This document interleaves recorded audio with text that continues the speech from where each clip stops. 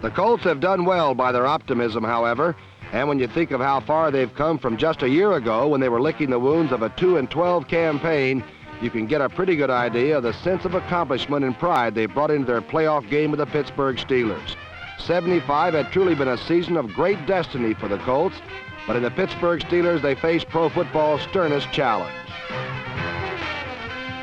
As reigning world champions, the Steelers were in the playoffs for the 4th straight year, and with a 12-2 record, many consider this year's team their best ever. With only 2 starters over age 30, the Steelers are young and exuberant, and last weekend they herded the Colts out of the Super Bowl roundup with a performance that convinced many Pittsburgh fans to confirm their reservations down in Miami. And true to form, it was the Steel Curtain defense that closed Baltimore's miraculous season.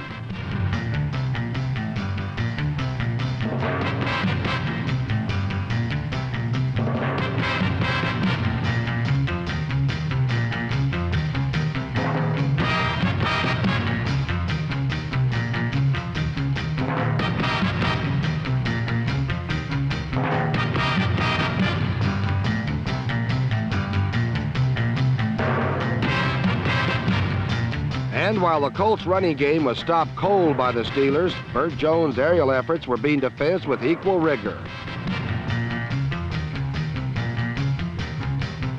Unfortunately for the Colts, their very first series proved disastrous, as number 7 Burt Jones almost lost his head, then scrambled his way into a freak injury.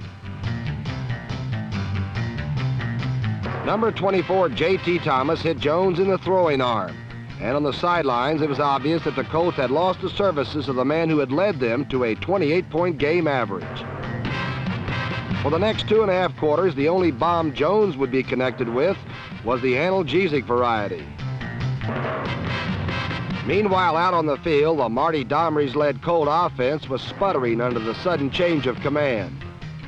Individually, Domrys was less than impressive as he completed only 2 of 11 passing attempts, covering a total of 9 yards. But with guys like L.C. Greenwood lurching into his pass pocket all afternoon, Domrys was facing a formidable task. One of Domrys' few completions led directly to the Steelers' first score, as number 59 Jack Ham came up with a turnover late in the first period. On the very next play, Terry Bradshaw to Frank Lewis gave the Steelers lots of yardage and even more momentum.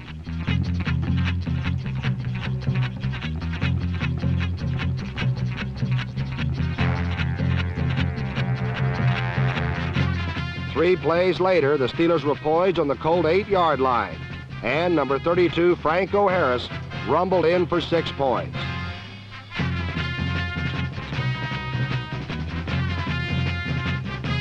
It was Franco's only score for the game, but his presence weighed heavily in its outcome.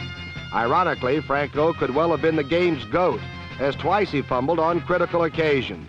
One fumble resulted in a Colt field goal, and the other one spectacularly squiggled away to short-circuit a Steeler touchdown drive.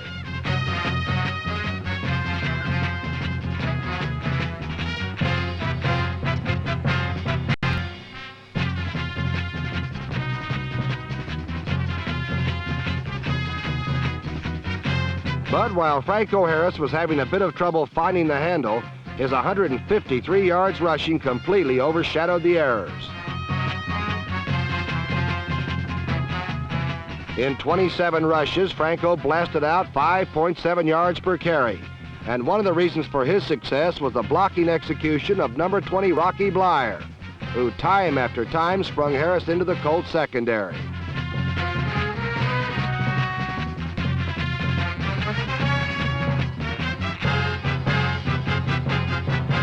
But Franco was not alone in the mistake column last weekend, as in the second quarter, Terry Bradshaw mistakenly threw a pass to number 42 Lloyd Mumford, who quickly set up Baltimore's first and last touchdown.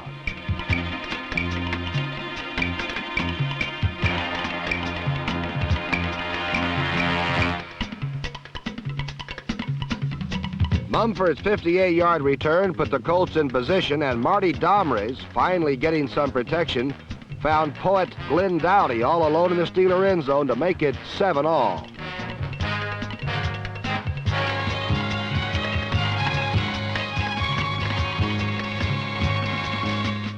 Without Burt Jones, the Colts had come back to tie the Steelers. And just before the first half concluded, Terry Bradshaw rolled right and was upended by ever-present Lloyd Mumford.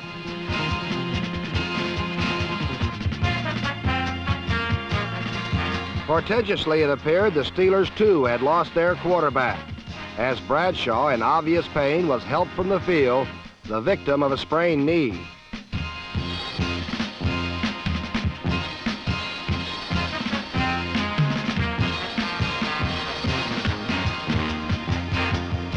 As the third period started, Colt head coach Ted Marchibroda watched as his team tried to convert a Franco Harris fumble recovery into a touchdown. But then the Steelers came up with the first of 3 game-deciding defensive plays.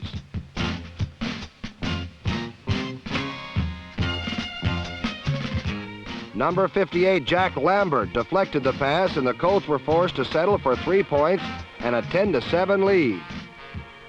On the Colts' next series, L.C. Greenwood was the hitter, and Lydell Mitchell the hittee, as the Colts were stopped cold by an aroused Steeler defense. And it wasn't just the linebackers in front 4 who were playing well, as Domrys found trouble wherever he probed. Number 47, Mel Blunt, came up with his 12th interception of the season, and a play that Chuck Noll later called the game's turning point. With the ball on the Colts' 7-yard line, the Pittsburgh offense took the field with number 12, Terry Bradshaw, in full command of the helm. Bradshaw had come out to play in the second half and was gimpy, but nevertheless game. And down at the 7, all he had to do was hand off, and number 20, Rocky Blyer, he did the rest.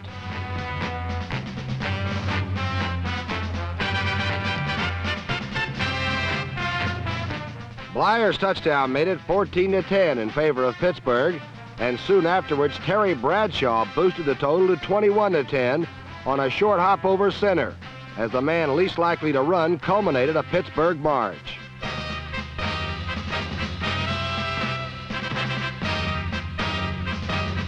Immediately, Burt Jones came on to ignite a few final moments of drama. His shot to Glenn Doughty covered 58 yards, and suddenly it looked like it was going to be a 21-17 ball game with 2.5 minutes left to play. But then from the Steeler 3-yard line, Jones set up to pass when number 59, Jack Ham, jarred the ball loose. Number 34, Andy Russell, scooped the fumble up and headed for the goal 93 yards away. According to Jack Ham, Russell was running so slow he couldn't tell if he was running for a touchdown or running the clock out. But the 34-year-old Russell made it to the end zone without a delay of game penalty, and the Steelers were assured of their 13th victory in 15 games by a margin of 28-10. At game's end, the Colts' thoughts turned to next season, while for the jubilant Steelers, there's this week in the Oakland Raiders for the championship of the American Football Conference and an invite to Super Bowl X.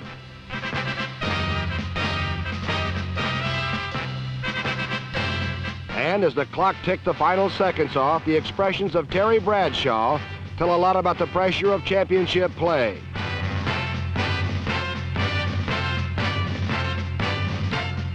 And the satisfaction of being a winner.